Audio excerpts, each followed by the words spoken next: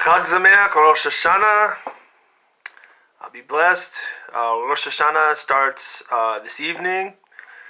And I wanted to kind of do a couple of short videos, which I'll probably be doing for the next few days, along with some of the feasts that will eventually be coming up, along with my regular Saturday spiel for the next few weeks or so.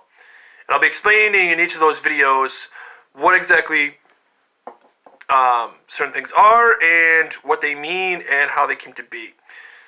It is Erev Rosh Hashanah today, which means it's the eve of Rosh Hashanah. Rosh Hashanah actually starts at sundown tonight. Now, in the case of Israel, Rosh Hashanah has already begun as the sun has already set.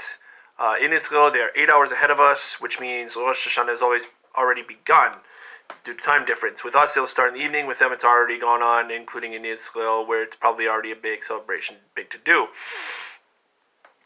There are 2 days of readings for Rosh Hashanah,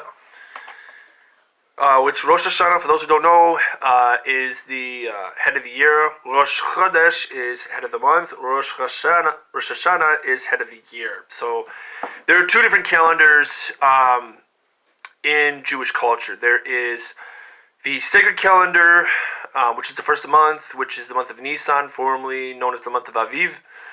And that starts what we know is Passover shortly after, about 14 days later, so about 2 weeks later after starting the month of Aviv. That's on the sacred calendar. The civil calendar starts on Rosh Hashanah, which is, again, starts at sunset. Now, it's also known as Yom Teruah tonight as well. Yom Teruah means Feast of Trumpets, or Feast of the Long Blast.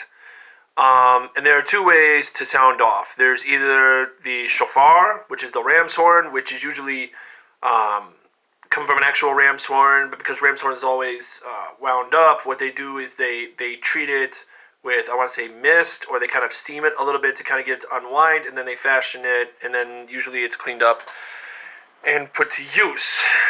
And traditionally there was that, along with a actual silver trumpet or silver trumpets that were sounded off by the priests and the Levites to let everybody know to prepare. Rosh Hashanah also starts what is known as the Days of Awe.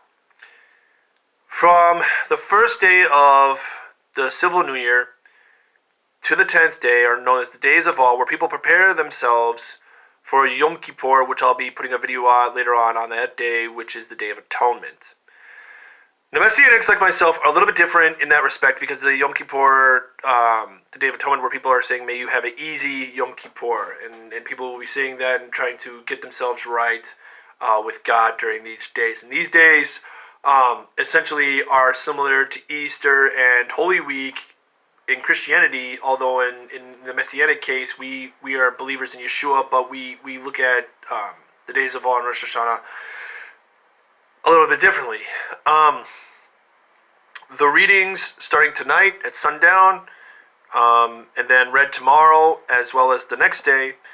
For day 1, we have what's called the Torah, the Haftorah, and the Brit Chadashah, as in my Saturday spiel, but we also have what's known as the Maftir. The Maftir is certain books that could be from the Torah, they could be from Chetuvim, Nevi'im, meaning from the writings of the prophets, but it has to do specifically with this particular occasion. The readings we have for starting tonight, going through tomorrow, are Genesis chapter 21, verses 1 through 34, Numbers chapter 29, verses 1 through 6, 1 Samuel chapter 1, verse 1 to chapter 2, verse 10, and 1 Thessalonians chapter 4, verses 13 through 18. And on the second day, it'll be a couple of different readings, but I'll get to those tomorrow to kind of let everybody know. And again, these are to prepare the hearts for, it's a new year, it's a new start.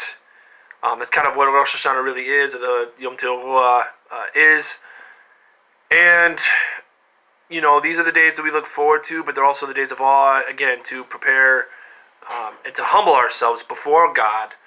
And in the Messianic community, we say Happy Yom Kippur, which most traditional Jews don't. And why do we do that? Well, we do that because we're not still waiting for Messiah to come and take care of all things. What would usually happen on Yom Kippur prior to Jesus and even after the fact for a while is Yom Kippur prior to the destruction of the first and second temples, Solomon's temple being the first and Herod's temple being the second. There was what we would call a high priest who would only go in once a year according to Teruah, and he would go in and he would make atonement for the nation of Israel and their sins and what have you.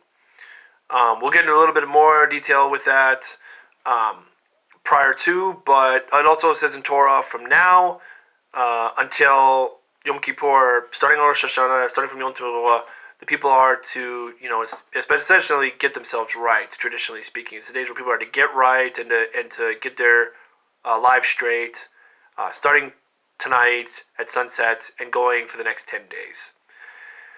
Again, this is just kind of a little bit of introduction on that. I will be getting into it a little bit more often tomorrow, as well as in the next few days when I talk about the days of Avot, also Shabbat Shuvah during my Saturday spiel, and a few other things as well. This is Bobby G, aka Bobby Bookworm. This is my first of many videos that you'll be hearing from me in the next few weeks. Chag Sameach, Rosh Hashanah. May you have a blessed new year. And I hope it's a blessing in the Lord as well.